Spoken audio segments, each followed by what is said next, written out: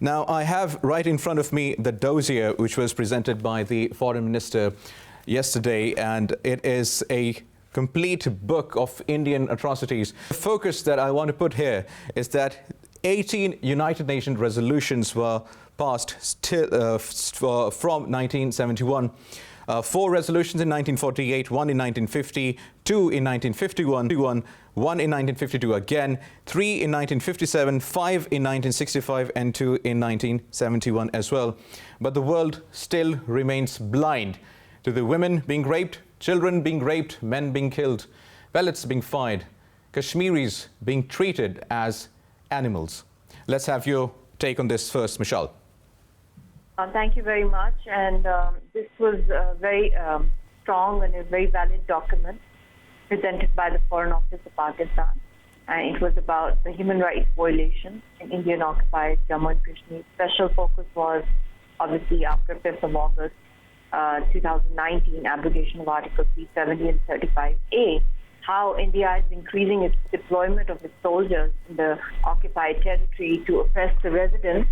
But apart from that, now it is sending in its public and giving them domicile certificates and residency in a disputed territory and changing the entire cosmetics, the demography of this region.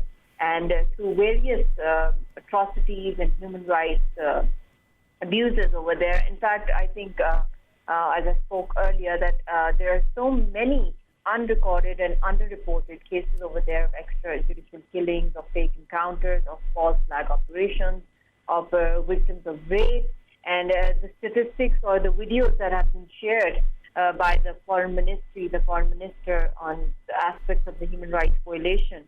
And it's very little compared to the actual statistics. And right now, the dossier has covered accounts of 3,432 cases of war crimes, in which 1,138 troops have been found directly involved, including 1 Major General, 4 Inspector Generals, 7 Deputy Inspector Generals, 5 Brigadiers, 31 Colonels, and 188 Majors and Captains.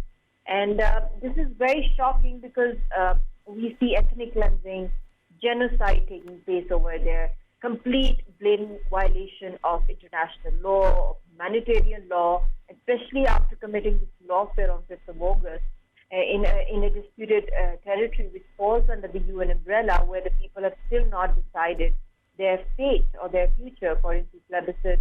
And as you mentioned, there are over a dozen resolutions lying pending in the UN. And what is very, very important is that these resolutions in the UN, there's a time bar on them, and nobody can single-handedly, no one party can nullify them the way India has unilaterally taken this action on 5th of August and then committed the heinous crimes of, and they were happening even pre-5th of August. There was bloodbath, there were draconian laws, there was the highest occupation of the world, pellet cases, everything was happening. But now the only difference is that now the public of India is coming and taking away the land over there. Sanic colonies are being constructed over there. And we have seen, I mean, there's a huge record which is on the website of Foreign Office, where we have audio clips of the planning of fake encounters and recovery by the Indian officers, and then they're discussing genocide, and then many incidents over there which have been, through the voice notes, through the voice evidence, we can listen to them, and the violence that they're doing on minor children, on girls, and use of pellets, and then a lot of videographic evidence is also shared in it, and with links of international media and international organizations. And we've seen, the latest violence taking place, in this picture that went viral of this woman in a village. She was crushed by an army truck, and then many times we've seen videos and photographs of a man who was made into a human shield for the Indian Army. And but there's so much of blanket ban on communications, on international observers access, and there's no free media over there. You cannot even think of doing such kind of coverage. So even the media or the photographers, the videographers in Kashmir, they are taking the risk of their lives to, viral some news, and it's very risky for the journalist also over there. So it's a vague picture, but Pakistan has given authentic evidences, audio clips, videos, videographic evidences, and also the statistics and the details of the victims that were attacked by the Indian forces and enforced disappearances cases that have been recorded. And 1,246 pellet gun victims in the last 5 years. These weapons, chemical weapons or pellets, phosphorus shells, shooter guns, all these are banned. And pellets are banned even on animals. And then the kind of trade that India does with other countries, the defense trade, and the weapons that it buys and uses on unarmed civilians. This is like, this is one of the biggest crimes that you can do on civilians, because this is illegal.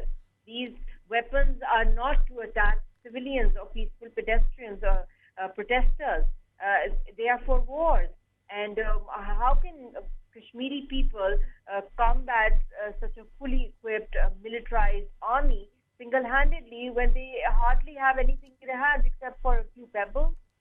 That too, very few of them have. So it is 99.99%. It's a peaceful movement against the highest occupation of the world. And it falls in the UN agenda. It is very much, nobody can single-handedly, as I mentioned, can nullify these resolutions. And these are acts of genocide and ethnic cleansing. And this is a blatant violation of 4th Geneva Convention.